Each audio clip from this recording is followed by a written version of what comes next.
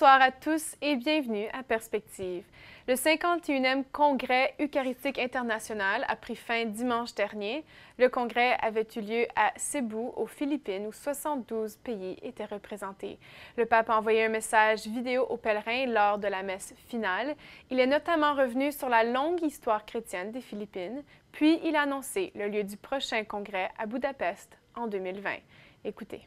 Le pape a rappelé son dernier voyage et a évoqué la qualité de fidélité et la profonde dévotion de ce peuple de missionnaires qui a reçu il y a 500 ans l'Évangile.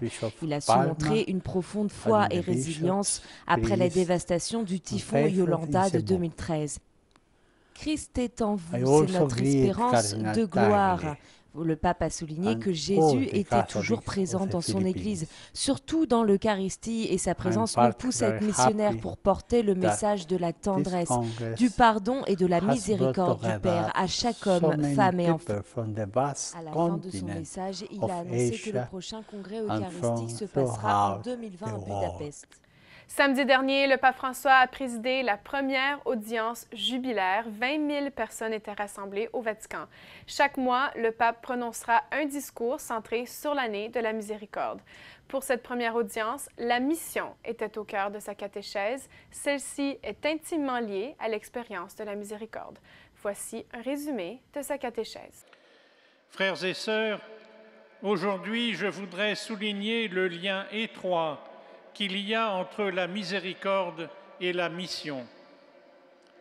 Nous sentons bien que nous ne pouvons pas garder pour nous la joie qui nous a été donnée et nous voulons la partager. Cela doit être la même chose quand nous rencontrons le Seigneur. Rencontrer Jésus, c'est rencontrer son amour. Et le signe concret qui montre que nous avons rencontré Jésus, c'est la joie que nous éprouvons à communiquer cet amour aux autres. La miséricorde que nous recevons du Père ne nous est pas donnée comme une consolation privée. Vivre de la miséricorde nous rend missionnaires de la miséricorde et cela nous permet de grandir toujours plus dans la miséricorde de Dieu. Les membres de la Congrégation pour la doctrine de la foi ont rencontré le souverain pontife vendredi dernier pendant leur assemblée plénière. Reçu au Vatican, le pape a parlé spécialement du devoir de pratiquer les œuvres de miséricorde. En tant que dicaster, le rôle n'est pas seulement de transmettre la mémoire de la foi, celle-ci doit être toujours en mouvement et renouvelée. Dans le contexte de l'année sainte extraordinaire, le souverain pontife a souhaité que le dicaster procède dans son travail délicat, soutenu par la force de l'Esprit Saint, qui permet toujours à l'Église de se rénover, même dans un temps de changement rapide et de croissante complexité des problématiques. Dans une Europe qui risque de perdre son esprit humaniste, le pape François a enfin rappelé qu'au soir de la vie, il ne sera demandé si nous aurions donné à manger à celui qui a faim et à boire à celui qui a soif.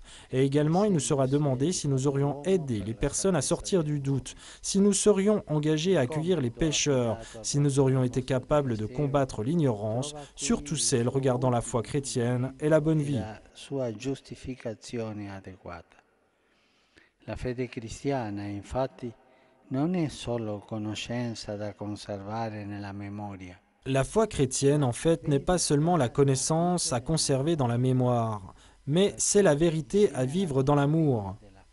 Pour cela, ensemble à la doctrine de la foi, il faut garder même l'intégrité des costumes, particulièrement dans les environnements plus délicats de la vie. Negli ambiti più delicati della vita.